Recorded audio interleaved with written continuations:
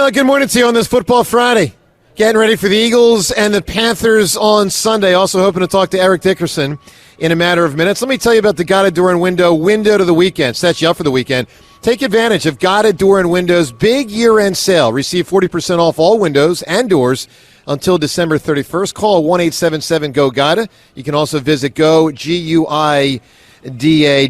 We're getting you set for this weekend. Of course, the Sixers and Flyers both in action. No Joel Embiid tonight. The Eagles on Sunday. The Big Five Classic on Saturday. So a lot of stuff going on, of course, including keeping our eye across the entire landscape of pro football and seeing how the Eagles fare against Carolina and all the teams that, the Eagles certainly one of the better teams in the NFL, and seeing as they come down the stretch now in December how the Eagles are looking. Well, one person who's looked absolutely remarkable this year has, of course, been Saquon Barkley. And with Saquon's tremendous success, it has invoked the name Eric Dickerson a number of times because Saquon does have, and it's still going to take a lot of work, but he's got a legitimate shot to break the great Hall of Famer Eric Dickerson's record, which was set back in 1984. Now, Eric Dickerson is going to join us in one moment, but let's first listen to the moment when he broke the record. Remember, O.J. had set this in the early 70s, and then it was Dickerson in 84. It has stood for 40 years.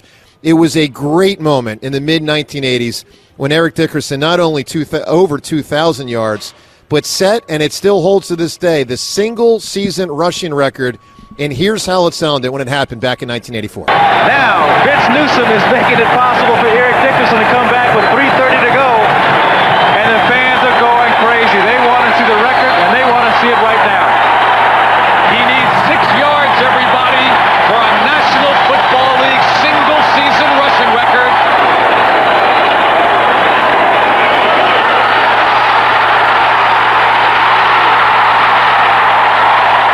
As you hear that surge with the crowd's cheers, that's the moment. The announcer laid out and let the visual take place on TV as the crowd went wild, and that was Eric Dickerson breaking O.J.'s record. All right, with that, let's welcome. He is, of course, an NFL Hall of Famer, one of the great running backs in NFL history. Still to this day, 9th most rushing yards in league history over 11 seasons with 13,259 yards. And, of course, in that record-breaking season, a total of 2,105. The Hall of Famer, Mr. Eric Dickerson. Eric, Joe DeCamera, and John Ritchie here in Philadelphia. Good morning to you, sir. Good morning. How you doing? Wow, just fantastic. Great. Really happy to have you on the program, Eric. We appreciate you carving out a few minutes. We are, being here in Philly, of course, not Rams fans or Colts fans, but we are football fans. And let me give you a thank you, sir, because what you put out there for all those years, I mean, you made it really fun to watch football. Congrats on what was obviously a spectacular, unbelievable career. And, Eric, I just want to say that to start, man, because you were unbelievable. Well, thank you. I appreciate it. It's almost unbelievable I even played. It's been so long. even hearing that broadcast, it's been a long time. You kind of forget, the moments you had in the National Football League. Sure. Yeah, no, 40 years. It has been something. So, Eric, obviously, you're a fan of football. You watch the backs. You watch the teams. What do you make? I mean, we've talked so much about it this year. What do you make of the incredible level that Saquon Barkley is playing at right now? What stands out to you in his game that you admire? Well, I'm gonna go back when he got drafted. I mean, he went to the Giants because I saw him play in college. He went to Stanford, in the California area. And when he went to the Giants, I felt bad for him. I said he'll never reach his potential there, because they don't have the help that he needs. As a running back, you have to have guys up front. Luckily, I never had a great quarterback, but he'd like to have a quarterback and a guy that believes in a team that believes in running the football. And I watched him play. I mean, what's about his cutting ability? People always say vision. I'm not big on the vision things. I had bad vision, but that's why I wore the goggles. But it's the feel of the game. He has a feel to cut, and sometimes you'll say, "Dang, how did you see that guy?" You don't see him, you feel it. You can just feel it. And everything happens so fast during the play. But wow, and I didn't realize how fast he is. He's very fast, and that's one of the big things in attaining a record like that. You have to have the big runs. You have to have those 60, 70-yarders. And he killed my Rams that night. I mean, I'm like, good God Almighty. Jesus, when y'all going to stop this guy? Right. That's really interesting to me that you said you didn't consider yourself as having good vision. You know, you had the rec specs. You feel like Saquon's vision is better or different, or like you just had a feel for things. You know, I had bad vision too, Eric, and I never wore the rec specs. I always wondered. I always felt like the sweat would get on those things and it would mess up my vision even more. Was that ever a problem? Oh man, it wasn't. It was horrible. Those things fogged up. You know, I had the towel on the side of my side. No way. But, yeah, man. I mean, it was terrible. But I could not see what I thought. I had to have them. I tried to do contacts one time, and matter of fact, because they kept a couple of pair of rec specs, you know, on the sidelines. Wow. I tried the contacts, and I think it was after like 3 or 4 plays, they got hit, and both of them popped out. I'm like, oh, man. That's not going to work. Wow. Wow, that's specs. Unbelievable. Hey, so in 1984, your quarterbacks were Jeff Kemp and Vince Ferragamo. And I know Jeff Kemp could hold that backside with his running ability, but how does that compare? Their running ability compared to Jalen Hurts' ability to control the defenders on the backside of your runs. Yeah, and give Saquon an advantage, frankly. Well, it gives him a big advantage because not only can he run, he can throw. I mean, and that's what you have to do. I mean, I remember when I played, we had like a 30-yard pass, you know, completion. I was like, oh, wow, man, that's exciting, you know, because we didn't get many of those. I mean, we got a few passes here and there, you know, completed. Wow. I mean, Vince Ferragamo was the best quarterback I played with in my career. I mean, and that was only 1 year, my rookie season when I had the 1,800 yards. Wow. And so, you know, it was tough because, you know, as a running back, I mean, and Saquon can say, you know, I'm sure he feels the same way. When you walk to the line of scrimmage, you see 8 and 9 men on the line of scrimmage, you know, it's hard. I mean, it's hard because, you know, 6 can't block 8, you know, 6 can't block 9. I mean, it's impossible. And so you have to make guys miss, or you have to get caught up in the wash. So a lot of things have to go right, and a lot of things have to go right for you to have even just 2,000 yards. I mean, and I always say this. I've always said this from day one. First of all, he was my favorite player. That's why I played the position running back, is that he did it in 14 games. I did it in 15 games with 1 extra game to play. So I always give him that homage. Wow. Yeah, that's well said. And now Saquon has 17 games. For sure. That does change things. Eric, how dominant would you be in the RPO schemes that work in today's game? Oh, my gosh. I think it's this day. I'm like, I'll say one thing. Just give me a quarterback. You know, and people think, like, I could catch the ball my first year. I think I had 51 receptions for, I think, 490 yards, something like that. We didn't throw it. I mean, that's what I said. My best quarterback was Vince Ferragamo. After that, we didn't throw the ball to the back. I mean, it was just run. Man, if I was 21 or 22 years old right now and playing, I look at these guys. I'm like, first of all, you know, a lot of them they're soft. You know, they don't really want to hit you. I mean, I look at a guy like Derrick Henry. And once he gets rolling, they're intimidated by him. Sure. They want that contact. As they say, they make a business decision. You know, well, I better not come up and hit him unless I got some help. But yeah, I think I'd fare very well, you know, because of my size, my speed, and everything else. But, you know, am I glad I'm not playing? Yes, I'm glad I don't play anymore. So Eric Dickerson with us, of course, right now, all-time single-season record holder and, of course, Hall of Famer. So, Eric, you know, we've got a campaign here at WIP. There's a couple different levels to this Saquon thing. There's, you know, him potentially breaking your record. There's him potentially getting to 2,000. But there's also the, at this point, very rarity of him perhaps being an MVP. And we're trying to, you know, foster a campaign here, Backs for Barkley, to try to rally some of the great running backs in pro football history to support Saquon's, you know, candidacy for MVP.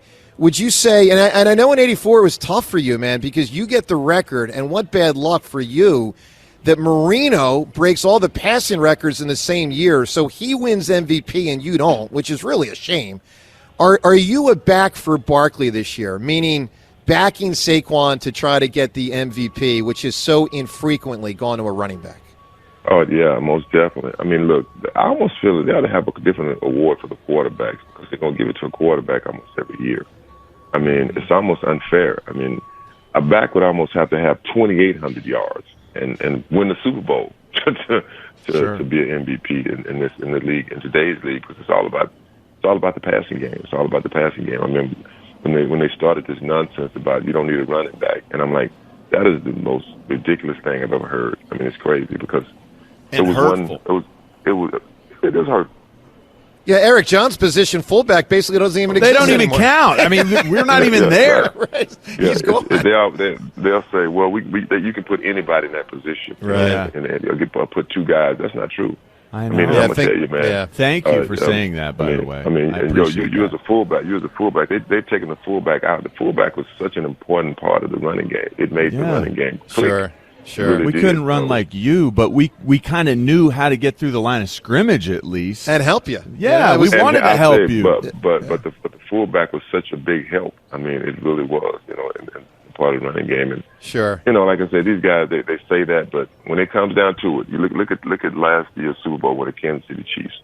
I know Andy Reid likes to throw the football quite a bit, but down the stretch, when like the last 4 or 5 games when they got hot and going to the playoffs, they were running the football with Pacheco, running the football, and that's what made the difference. That makes the quarterback have an easier day. It opens up the passing game, and throwing the football makes it easier on the running back too. So. Yes, it's a big part of how KC beat the Eagles in the Super Bowl 2 years ago as well. So, and of course, Eric Dickerson with us here. Eric, let's talk about the record-breaking potential. Let's start with this reality. So, the challenge of trying to get a record like this, perhaps the two most famous storylines in sports history where someone was trying to track down an all-time record would be Roger Maris trying to break Babe Ruth's single-season baseball home run record and Hank Aaron trying to break the all-time home run record. They were very unique, obviously. But for you and for others that have attained a massive record, what is in front of Saquon in the next month that you think could be a challenge from the media to whether he should rest because the playoffs are coming up? What are the challenges he faces? Well, one thing is the pressure that you put on yourself to break that record, because your teammates want you to break it. My offensive line wanted it bad. I mean, my first... And the next year they said, we're going to get it next year. I mean, and I got it my second season. But that's one thing, is the pressure from the team, the media, and the pressure you put on yourself to try.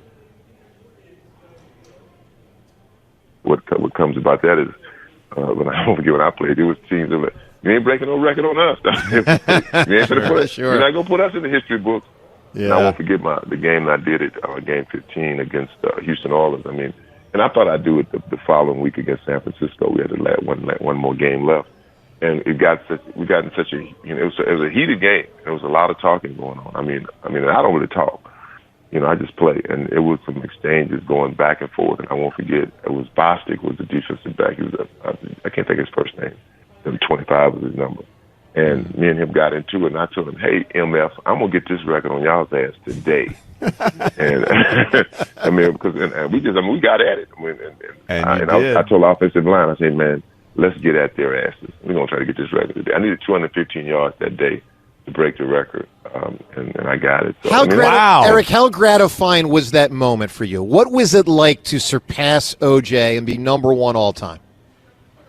It was a great moment for me for a couple of reasons. Because when I was in high school, I got recruited by USC, and I met OJ on the field. They were doing a telecast. SC was in the Rose Bowl, and they were doing a telecast the day before the game. And I just went to go over and meet him. And I was real shy, but I said, I got to meet him. He's my favorite player. I walked over to him, and I said, "How you doing, Mr. Simpson?" He said, "How you doing, young man?" I said, "I'm good." He said, "SC recruiting?" I said, "Yes, sir." I said, "What position?" I said, "Running back." He said, "Really?" I said, "Yes, sir." He's my favorite player. I said, "I had 2,000 yards in high school." He said, "Oh, really?" I said, "I want to break your record one day." And he said, "Oh, good luck with that, young man." Wow. Wow. So, that's something. So to break that record, and I told him, later when we became friends, and he said, "I don't remember." I said, "I know you would remember because it's been so long ago." But that part there was, just like you're meeting a guy that's your hero.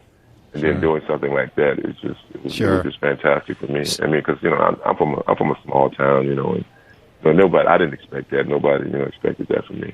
Eric, that is so historic. That's a great story. Eric, we've talked a lot this week, and we've all weighed in with our opinions. If we were in your shoes, would we want the record broken? And I would not want it broken. And Eric, I would not want it broken either. I'd want to lay claim to that for as long as I live. So, Eric, I'll just frame the question this way: would you prefer that Saquon not break it?